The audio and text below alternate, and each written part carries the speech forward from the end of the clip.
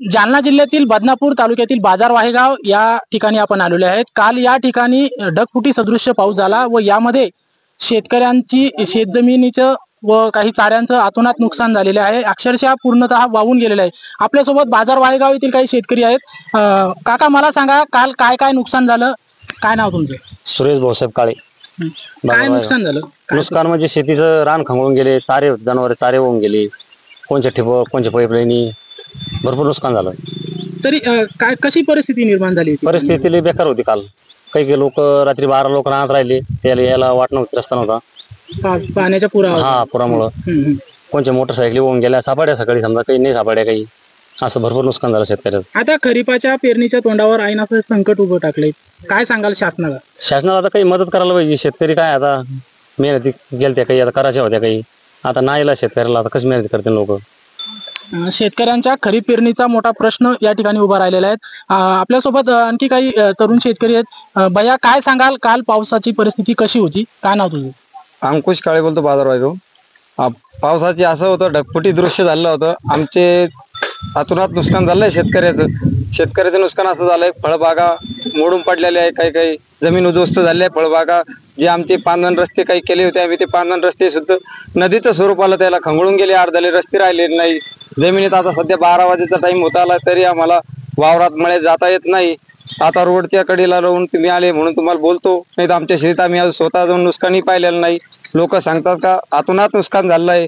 काही फळबागा ज्या आहे त्या जमीन उद्ध्वस्त झाले आहे, झाडं काही मोडलेले आहे, अशी आमची नुकसान झाली आहे बाजारात शेतकऱ्याची, आणि स्वतः माझी सुद्धा झालेली आहे। आपल्यासोबत आणखी काही शेतकरी बांधव आहेत। भैया मला सांग, काय काय नुकसान झालं या कालच्या पावसामुळे? काय नाव तुमचं? नमस्कार, माझं नाव अमोल भरत काळे। आमचं 5 ते चारा होऊन गेला, परत 2 एकरचं ठिबक होऊन गेलेलं आहे, आणि शेतीचं म्हणजे वरली जी सुपीक जमीन होती ती होऊन गेलेली। माझ्यासोबत या गावचे माजी उपसरपंच आहेत। सरपंच साहेब, काय सांगाल, कशी परिस्थिती होती कालच्या पावसाची? कालची परिस्थिती अतिशय भयावह परिस्थिती झाली होती। इतकी पूर आलेला होता की गावामध्ये पाणी शिरलेलं होतं, आणि शेतकऱ्याचं तर अतोनात नुकसान झालेलं आहे। जमिनीच्या जमिनी खरडून निघून गेलेल्या आहे। जी शेती उपयोगी वरची जी मेहनतीची माती होती ती पूर्णपणे निघून गेलेली आहे। शेतकऱ्याची जी आतापर्यंत झालेली मेहनत ही पूर्णपणे त्याच्यावर निसर्गाने पाणी फिरून टाकलं, या कंडिशनची परिस्थिती झाली आहे। गावातल्या विहिरी गेल्या, फळबागाचे नुकसान झाले, बऱ्याचशा विहिरी बांधकामासह खाली पडलेले आहे, ते मी तुम्हाला आता दाखवतो। आणि जाण्या येण्याचे जे साधनं होते, रस्त्याच्या कडील शेतात मोटरसायकली लावलेल्या होत्या, त्या पण वाहून गेलेल्या आहे। दुकानामध्ये गावात पाणी शिरलं होतं, डीपीआय ट्रान्सफॉर्मर सुद्धा पाण्यात बुडालेले होते। अतिशय अशी भयानक परिस्थिती यावेळेस वायगाववासी यांनी बघितली। प्रशासनाला काय सांगू इच्छिता, काय सांग?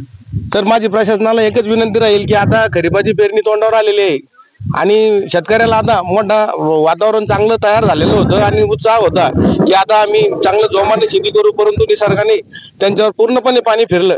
शेतात जावं तर माती राहिलेली नाहीये, पूर्णच्या पूर्ण जमिनी ह्या खरडून निघून गेलेल्या आहे। वडे नाले वावरातून वाहत गेले।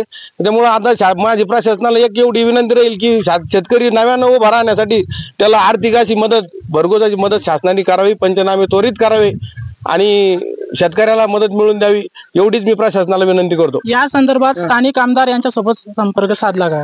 मी पाऊस झाला त्यावेळेस संध्याकाळी 7 वाजेला या मतदारसंघाचे आमदार नारायण भकुते यांच्याशी संपर्क केला, आणि त्यांना माहिती दिली। सकाळी साहेबांचा 7 वाजेला मला फोन आला की मी सर्व प्रशासनाच्या टीमला, कलेक्टरला, तहसीलदाराला, यांना, कृषी विभागाला सगळ्याला घेऊन येत आहे।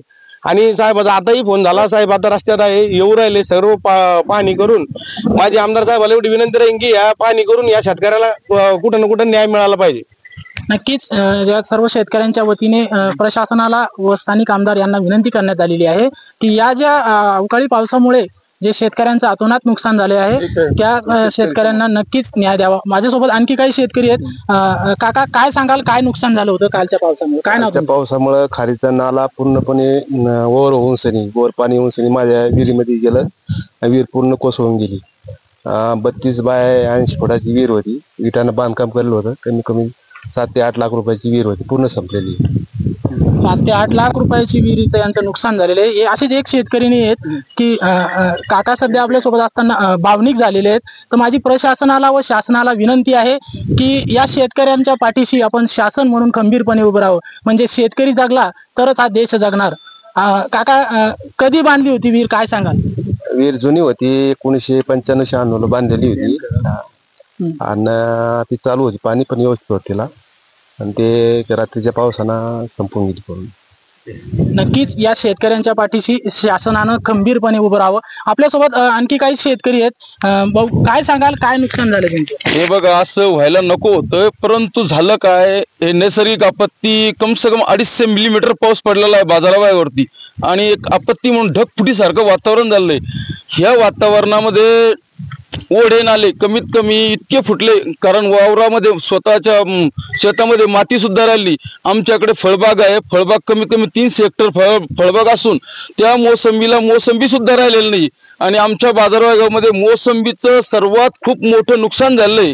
तरी सरकार, मायबाप सरकारला माझी एक नम्रतेची विनंती आहे, कुठंतरी या सरकारने आम्हाला थोडीशी मदत द्यावा. मदत केल्याशिवाय आम्हाला उभं राहता येणार नाही, कारण इथून पुढे शेत्या कशा करणार आम्ही? शेत्या करण्यासाठी आमच्यापाशी काही राहिलं नाही. कोणचा कांदा सडला, कोणाची मोसंबी गेली, कोणाच्या विहिरी पडल्या. आता सध्याला तुम्ही जर लाईव्ह बघताल तर अशी परिस्थिती आहे की शेतकरी हा उभा राहू शकत नाही बाजारभागामध्ये. तर प्रशासनाला माझी एक नम्रतेची विनंती आहे की शासनाने खंबीरपणे शेतकऱ्याच्या पाठीशी उभा राहून सनी भरघोस मदत द्यावी. नक्कीच या सर्व शेतकऱ्यांच्या वतीनं शासनाला विनंती केली जात आहे की या शेतकऱ्यांच्या पाठीशी खंबीरपणे उभे राहून या शेतकऱ्यांना भरघोस मदत देण्यात यावी. काल बदनापूर तालुक्यामध्ये बाजार वायगाव, त्याच्यानंतर रोशनगाव, वाकुळणी या परिसरामध्ये अतिवृष्टी रात्री 3 ते 5च्या दरम्यान झाली, आणि बऱ्याच ठिकाणी पाणी शेतामध्ये साचणे, फळबागांचं नुकसान आणि काही ठिकाणी जमिनी खरडून जाणे अशा पद्धतीनं तक्रारी आल्या होत्या. सन्माननीय आमदार महोदय कुचे साहेब यांच्यासोबत सकाळी सर्व अधिकाऱ्यांसोबत या क्षेत्राची पाहणी केली. त्या पद्धतीने पंचनाम्याचे आदेश दिलेले आहेत आणि प्राथमिक अहवाल देखील आता मागवला. सर, काय सांगाल, शेतकऱ्याच्या हातोनात नुकसान झालेलं आहे, अनेक जागेच्या जमिनी वाहून गेल्या, काहीच्या विहिरी देखील बुडून गेलेल्या आहेत. अशा वेळेस शेतकरी आर्थिक संकटात सापडलेल्या आहेत. प्रशासनातर्फे काय उपाययोजना केल्या जातील? आता इकडे बराचसा काळा मातीचा भाग आहे, आणि विहिरी ज्या होत्या त्या जूनच्या पावसाच्या अंदाजानुसार चालू होत्या, त्यामुळं विहीर खचलेल्या आहेत. 7-8 ठिकाणी ज्या विहीर सध्या कामामध्ये होत्या, बऱ्यापैकी त्याचा कठडा बांधणं बाकी होतं.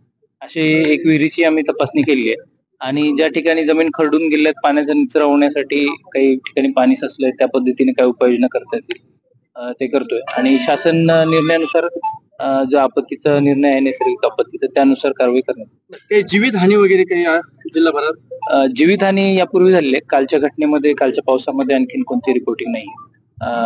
जनावरांची हानी आहे घनसावंगी वगैरे काही भागामध्ये, त्या पद्धतीने त्याचे नुकसान उन्हे ग्रँट असते त्यामधून देण्यात. नागरिकांना काय आवाहन करणार आहात तुम्ही जिल्ह्यात? नागरिकांसाठी जे विजेच्या बाबतीत यावेळेस आपण पाहतोय की मागच्या वर्षीच्या तुलनेमध्ये या 20 दिवसामध्येच मृत्यू झालेले आहेत. 8 ते 9 मृत्यू हे जालना जिल्ह्यामध्ये झाले. मागच्या वर्षभरामध्ये तितके विजेमुळे झाले होते मृत्यू. तर विजेसाठी दामिनी ॲप आहे ते इन्स्टॉल करावं. त्याच पद्धतीनं जेव्हा पावसाचा अंदाज आहे तो ते देखील मंत्रालयाकडून मेसेज येतोय. काल सुद्धा दुपारी मेसेज आला होता आपल्या व्हॉट्सअपवर टेक्स्ट. तेव्हा सुरक्षित स्थळी राहावं. जे मोडकळीस आलेले घरं वगैरे असतील त्यांनी देखील पर्यायी व्यवस्था तशी करावी. जर तशी अडचण असेल तर ग्रामपंचायतला संपर्क साधावा.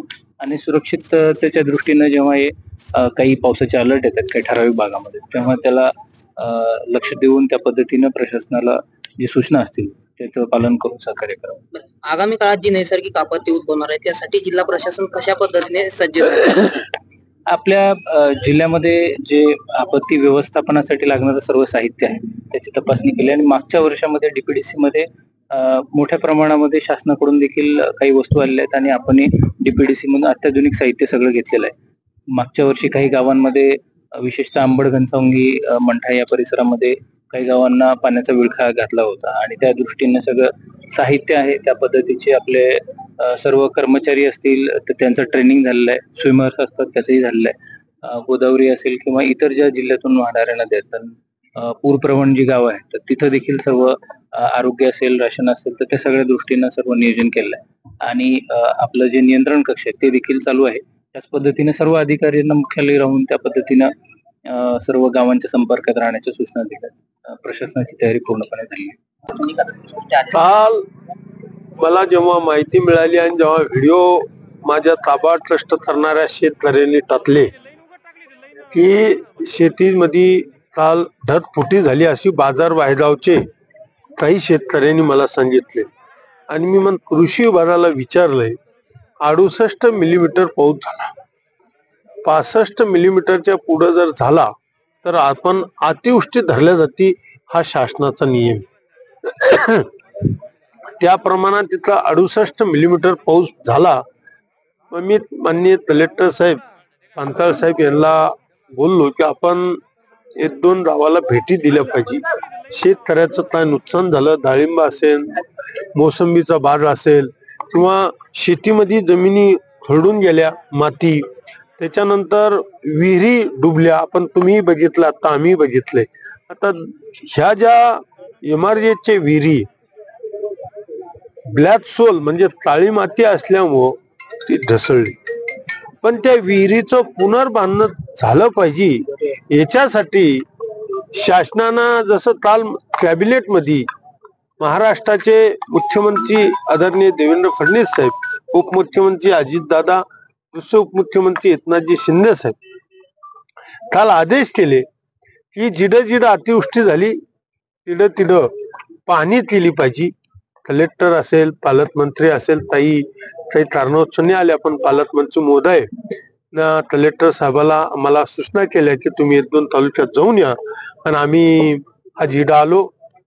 विशेष करून सनी कालच मुख्यमंत्री महोदयांनी आदेश दिल्यामुळं आज पाणी करून मी आत्ताही तलाठी साहेबाला विचारलं की ताबडतोब पंचनामे करा, प्राथमिक अहवाल जाऊन द्या, जे काय नुकसान झालं असं त्याची भरपाई कशी मिळेल. उदाहरणार्थ आता विहिरी MRJचे तरतूद नाहीये.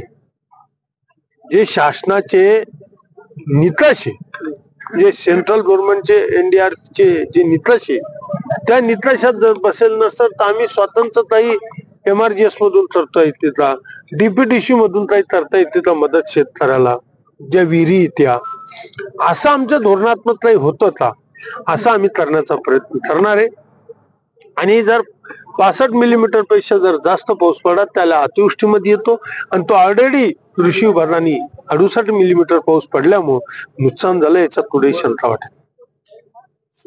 सर मला सांगा, शेतकऱ्याचं पाहिलं तर वायगाव बाजारमध्ये शेतकऱ्याचं मोठं प्रमाण नुकसान झालंय. चारा वाहून गेलाय, अनेकाच्या विहिरी जमिनी खरडून गेलेल्या आहे. फळबागासाठी वायगाव प्रसिद्ध आहे. तिथल्या फळबागासाठी मोठ्या प्रमाणात नुकसान झालेले. आता शेतकरी मात्र आता सरकारकडे कर्जमाफीची घोषणा करते किंवा मागणी करते. काय वाटतं तुम्हाला? 100% शेतकऱ्याचं नुकसान झालंय. आम्ही तेच पाणी केली, आता चाऱ्याचंही झालंय.